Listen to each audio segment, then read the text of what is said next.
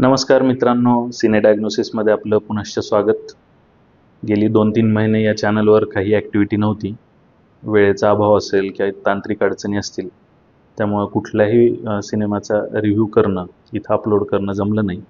त्याबद्दल सर्वप्रथम क्षमस्व आणि इथून पुढे ह्या चॅनलवर नेहमी सक्रिय राहीन. पुरेसा वेळ त्याच्यासाठी काढेन आणि जवळपास मी ज्या पाहतोय त्या सगळ्या फिल्म्सचे इथे रिव्ह्यू मिळतील असा मी प्रयत्न करणार आहे किंवा तसं आश्वासन देऊ इच्छितो. तुमचा सपोर्ट आणि तुमचं प्रेम सोबत राहू द्यात.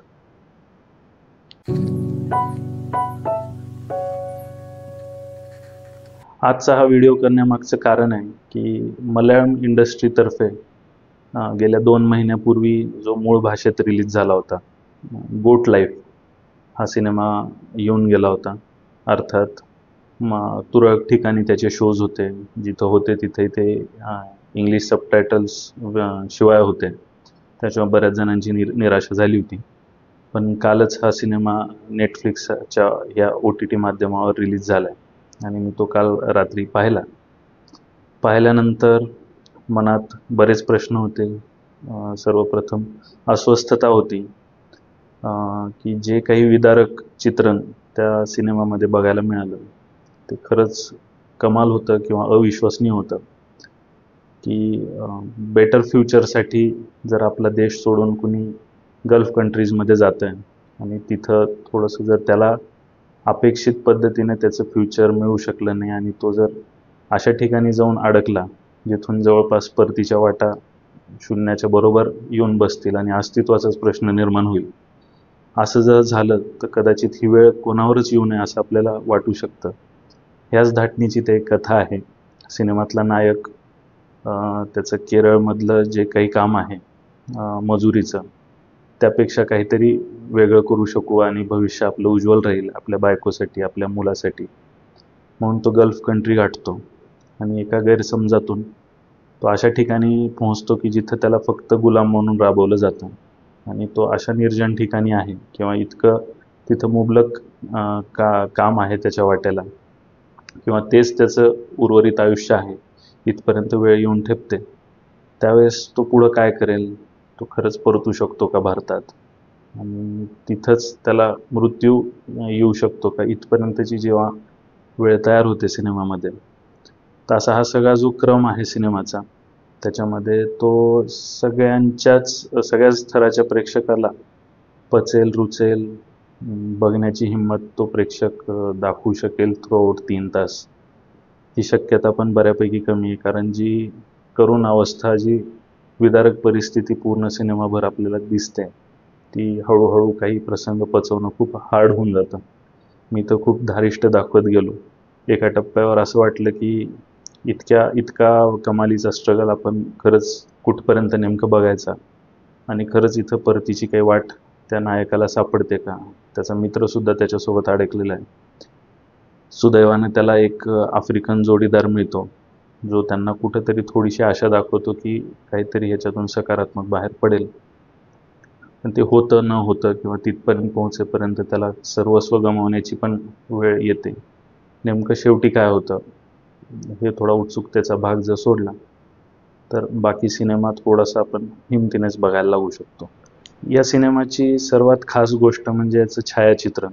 म्हणजे ज्या कॅनव्हासचे आपल्याला चित्रण किंवा त्या फ्रेम्स दिसतात त्या खरंच अप्रतिम आहेत आणि त्याच्यात खूप मोठा एक कॉन्ट्रास्ट दाखवण्याचा छायाचित्रकाराने प्रयत्न केला आहे.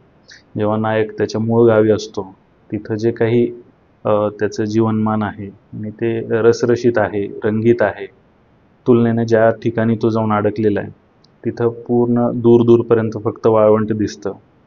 रेड किंवा एकदम धूसर अशा सगळ्या फ्रेम्स आहेत. गावाकडच्या फ्रेम्स ह्या एकदम प्रफुल्लित आहेत. खूप त्याच्यामध्ये हिरवा रंग ठासून भरलेला आहे.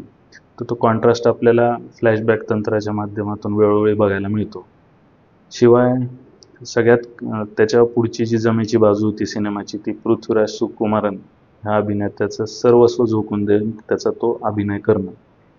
हा जो काही रोल आहे तो बिलकुल म्हणजे प्रत्येकाच्या म्हणजे क्षमतेचा रोल आहे, कोणताही नायक त्याला करू शकतो असं बिलकुल नाही आहे.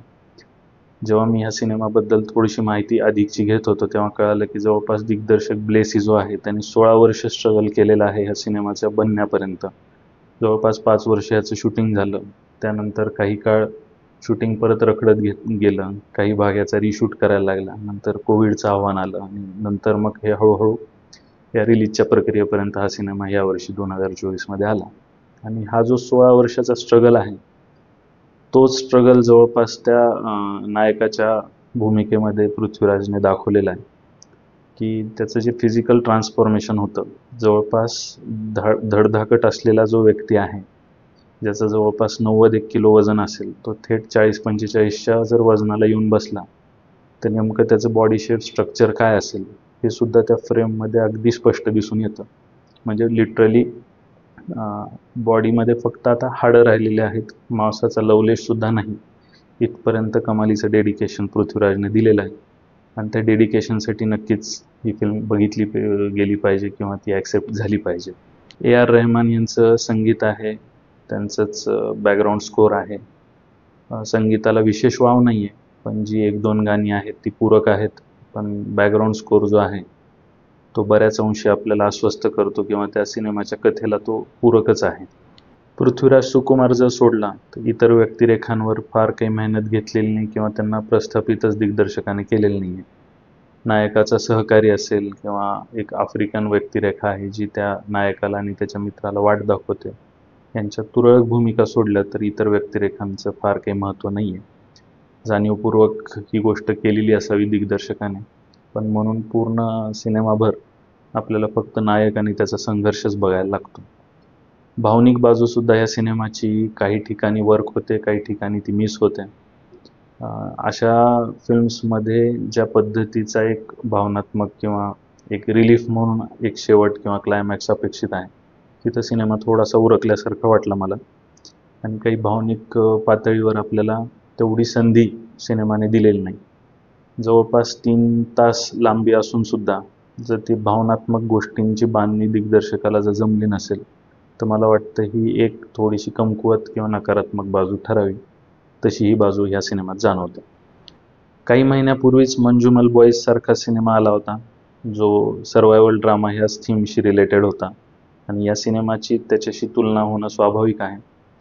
पण मला मंजुमल बॉईज ह्या सिनेमापेक्षा थोडासा अधिक सरस वाटतो, कारण त्याच्यातला जो काही इमोशनल पार्ट आहे तो अधिक प्रभावी आहे. त्याचा स्क्रीन प्ले खूप टाईट आहे, तो बिलकुल रेंगाळत नाही.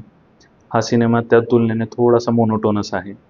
सुरुवातीला काही गोष्टी आपल्याला पटतात किंवा त्या पद्धतीने त्या एस्टॅब्लिश झाल्यानंतर जी स्पीड पकडणं अपेक्षित आहे किंवा इतका वेळ जेव्हा एक नायक एका वातावरणात घालतोय तर त्याच्याशी एकरूप होणं किंवा त्या गोष्टीपासून सुद्धा त्याची ताटातूट होणं, ह्याच्यात पण एक ड्रामा अपेक्षित होता. ह्याच्यात ड्रामाला फार महत्त्व न देता त्या पूर्ण स्ट्रगलला आणि त्या टप्प्यांना थोडंसं एक्सप्लोअर करण्यात दिग्दर्शकाला स्वारस्य वाटलं आणि त्याचा परिणाम म्हणून थोडासा सिनेमा लेंदी पण झालेला आहे आणि इमोशनल जो काही कोशंट आहे तो प्रत्येक वेळेसच एकदम अप टू द मार्क आपल्याला भिडतो असं होत नाही. या तुरळक थोड्याशा नकारात्मक बाजू जर सोडल्या आणि त्याच्याकडे डोळेझाक करायची ठरवली तरीसुद्धा आपल्याला खूप चांगला अनुभव हा सिनेमा देऊन जातो. मी रिव्ह्यूमध्ये आधी म्हणल्यासारखंच की पृथ्वीराज सुकुमारांसारख्या एका बलदंड अभिनेत्याचं इतकं डेडिकेशन आपण बिलकुल अनुभवायला हरकत नाही आणि सर्वायवल ड्रामा म्हणून सुद्धा हा सिनेमा आपलं एक वेगळं स्थान नक्कीच ह्या इंडस्ट्रीमध्ये, मल्याळम इंडस्ट्रीमध्ये बिलकुल टिकवून ठेवेल. आणि त्याचे जे काही एक आचरण आहे, अशा चांगल्या स्क्रिप्टचं जे काही आचरण आहे त्याच्यासाठी म्हणून हा आदर्श ठरू शकतो येणाऱ्या फिल्ममेकरसाठी. तर ते 16 वर्षाचा जो काही स्ट्रगल आहे तो सिनेमाचा थोडासा वर्थ वाटत नसला तरी बिलकुल त्याच्याकडे आपण डोळेझाकच करावी किंवा त्याला नाकारावं अशी परिस्थिती नाही. नेटफ्लिक्सवर 4ही-5ही भाषांमध्ये तुम्हाला हा गोट लाईफ अवेलेबल आहे, जरूर बघा.